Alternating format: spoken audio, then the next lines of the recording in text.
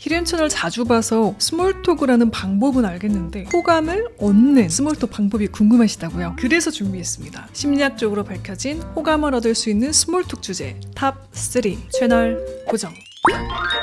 히든쇼입니다. 나도 모르게 마음이 가는 사람이자 많은 분들이 이상형으로 꼽는 덕목 중 하나가 바로 말이 잘 통하는 사람입니다. 특히 스몰톡, 아무 말이나 해도 티키타카가 잘 되는 사람, 엄청난 호감이 생기죠. 그런데 이게 생각보다 잘 안 될 때가 있어요. 흘러가는 대로 스몰톡을 하다 보면 원치 않는 방향으로 대화가 이어져서 집에 와서 괜히 말했나 싶은 순간도 있고요. 오히려 스몰톡을 하고 나서 다시 만나고 싶다. 점점 더 호감이 가는 사람도 있죠. 이 두 사람의 차이가 뭘까요? 이 차이는 바로 긍정성입니다. 스몰톡을 하고 나서 상대에게 좋은 인상을 남기려면요, 내 이미지를 상대에게 긍정적으로 남겨야 합니다. 그러기 위해서는 친밀해지는 것도 중요하지만요, 긍정적인 이미지를 무의식적으로 상대에게 심어주는 것이 매우 중요한데요. 이는 우리가 갖고 있는 긍정성 편향 때문입니다. 따라서 나와의 대화 역시 긍정적인 이미지로 리드하고 끌어가는 게 중요한데요. 커뮤니케이션 강사이자 크리에이터로 일하며 제가 절대적으로 지키는 스몰톡의 원칙 3가지이자 호감을 얻기 위해선 반드시 해야 하는 것들을 소개해드리겠습니다. 자, 그럼 긍정적인 인상을 주는 주제 탑 3 하나씩 살펴볼까요? 먼저 3위입니다. 자랑하게 하기. 스몰톡 중 상대에게 호감을 얻으시려면요, 상대가 하고 싶은 말을 많이 하게 해야 합니다. 특히 기분 좋은 말, 상대가 했던 긍정적인 경험이나 하고 싶어한 말을 유도하시는 것이 좋은데요. 상대가 말을 하면서 기분이 좋아져서 긍정적인 감정을 갖게 되고, 이는 나와의 시간이 즐거운 긍정적인 경험으로 기억되기 좋기 때문입니다. 저는 대화 중에 상대가 하고 싶은 말을 하게 하고요, 이거를 경청하는 것을 좋아하는데요. 벅차올라서 자신이 좋아하는 것을 말하는 그 덕후의 아름다움과 에너지,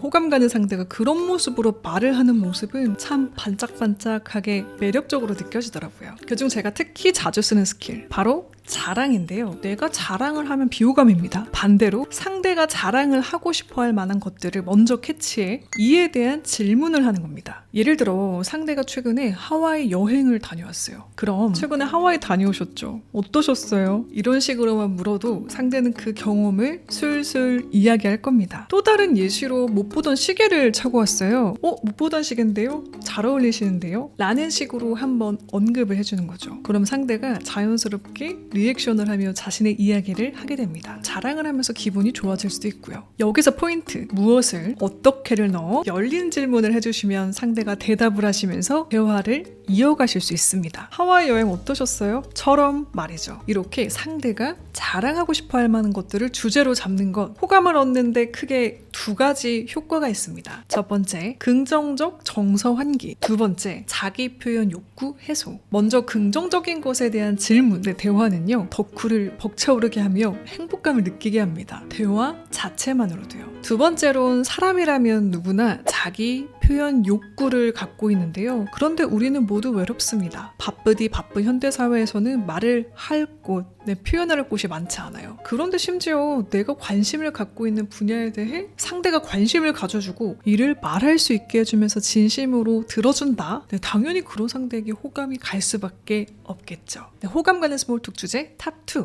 긍정적 감정 개방. 스몰톡을 살짝만 나눴는데 친해지는 사람과 아무리 대화를 많이 나눠도 쉽게 친해지기 어려운 사람, 어떤 차이가 있을까요? 바로 자기 개방입니다. 대화 중 자신의 이야기, 감정의 개방을 전혀 하지 않으면 무탈한 스몰톡은 물론 가능하죠. 그런데 오늘의 주제인 호감을 얻고 싶다면 얘기가 조금 다릅니다. 우리는 자신을 적당히 개방한 상대에게 호감을 느끼고 또 내 얘기를 하게 되는데요. 이 자기 개방에는 상호성이 있어서 나만 자기 개방을 하면 집에 와서 괜히 후회되고 손해본 느낌을 얻기 쉽습니다. 반대로 나는 준비가 안 됐는데 상대가 너무나 자기 오픈을 많이 했어요. 그럼 또 부담스럽게 느껴지죠. 그래서 적절한 상호 개방이 중요한데요. 적절한 상호 자기 개방은 호감의 문을 여는 열쇠이기 때문입니다. 이렇게요.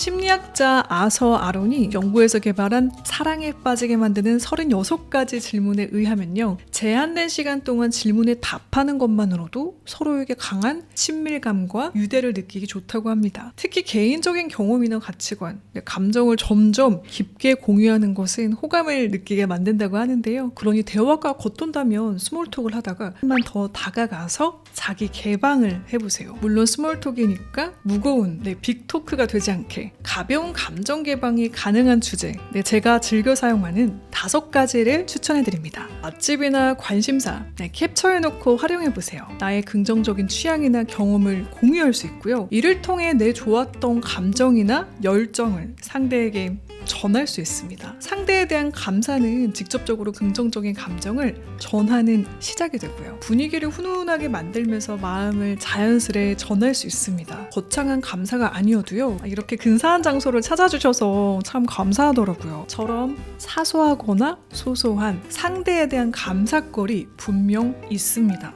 여기서 포인트는요. 감사를 할 때 과거형으로 말하세요. 바로 그 당시에 감사합니다 라고 하는 건 인사말처럼 흘러갈 수 있으니까요. 곱씹어서 생각해봤는데도 고마웠다. 과거형으로 말하면 조금 더 진심, 감정의 깊이를 담기가 수월해집니다. 자, 그럼 상대에게 호감을 얻는 대화 주제 1위로 넘어가 볼까요? 공통 관심사. 많은 분들께서 본능적으로 하고 계실 이 공통점 끌어내기, 공통 관심사 토크는 제가 1등으로 꼽지 않을 수 없을 만큼 중요한데요. 가치관이나 관심사가 비슷한 사람에게 끌리는 유사성의 원칙, 이와 관련된 다양한 심리 실험들이 존재할 정도로 우리는 가치관이나 관심사가 유사한 사람과 더 쉽게 친해지고 호감을 느낍니다. 그러니 친해지고 싶은 상대가 있다면요. 스몰톡 주제로 무조건 공통의 관심사를 꺼내보세요. 생각해보면 저와 음악 취향이 잘 맞아서 음악 얘기하다가 급속도로 친해진 피디님이 있는데요. 아니 나만 알 것 같았던 이 옛날 음악을 알고 있다고?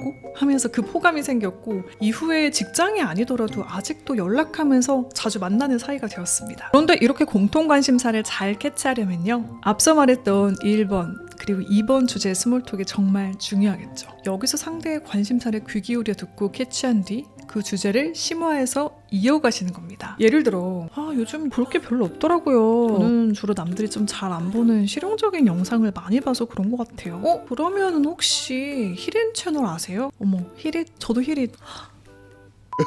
공통 관심사 바로 끌어내서 캐치하는 것. 이후 대화를 그쪽으로 이어가면서 서로의 관심사를 공유하다 보면요. 다음 만남에서도 할 얘기가 풍성해집니다. 물론 이런 경우도 있습니다. 상대와 내가 달라서 끌리는 경우. 그런 경우 성격이 다른 건지 가치관이 다른 건지 취향까지 다른 건지 한번 살펴보세요. 보통 가치관이나 성격, 내 취향 중 하나 정도 공통점을 찾을 수 있거든요. 예를 들면 저는 이런 분들도 보았습니다. 취향이 다 다른데 사람에게 싫어하는 점이 기가 막히게 같은 거예요. 누군가 헛소리를 한다. 친해지고 싶은 상대가 있다면, 호감을 얻고 싶다면 유사성, 공통점에 올인할 것 기억하세요. 히릿들은 최근 관심사가 뭐예요? 친해지게 우리 공통점 만들어봐요. 댓글로 남겨주세요. 자, 오늘은요. 상대에게 호감을 얻는 스몰톡 주제 탑 3를 알아봤습니다. 정리하면 3위 자랑하게 하기, 2위 긍정적 감정 개방, 1위 공통 관심사. 오늘 영상에서 못다한 호감의 법칙 꽉꽉 눌러 담은 저의 2번째 책 호감의 시작의 트윙클 에디션이 나왔는데요. 연말 호감 가는 사람에게 살포시 선물해보시는 건 어떨까요? 그러면서 슬쩍 공통점을 만들어 보시는 거죠. 책 얘기하면서. 자, 저는 진짜 갈게요. 오늘도 채널 고정해주신 히릿, 내일도 최고길만 걸으세요. 안녕 뿅.